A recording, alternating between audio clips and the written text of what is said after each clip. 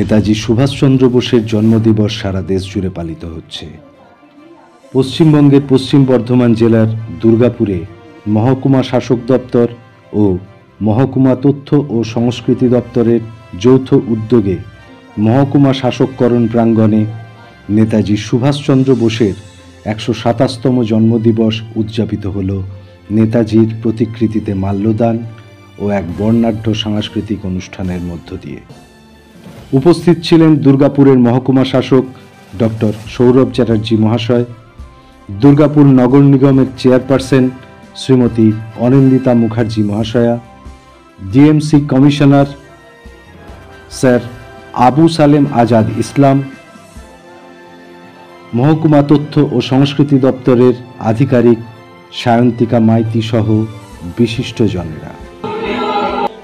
এছাড়াও যারা আজকে অংশগ্রহণ করছে, ভালো লাগলো বাংলার মাটি রাজ্য আমাদের সৃজনী পরিবারের সমস্ত সদস্যরা আমার অন্তঃস্থল থেকে জানের আন্তরিক অভিনন্দন।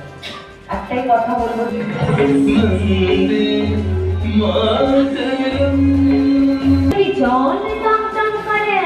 মাঠ ভরে ধান মাধু মাধু মাধু ফুলান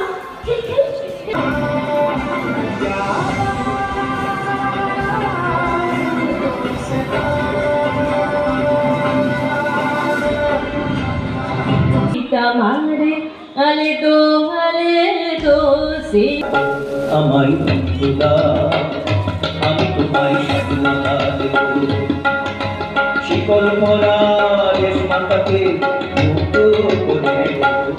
নেতাজি সুভাষচন্দ্র বোসের ১২৭তম জন্মশতবার্ষিকী উদযাপিত হল। পাঞ্জাব সিন্ধু গুজরাট মারাঠা দ্রাবিড় উৎকল বঙ্গ।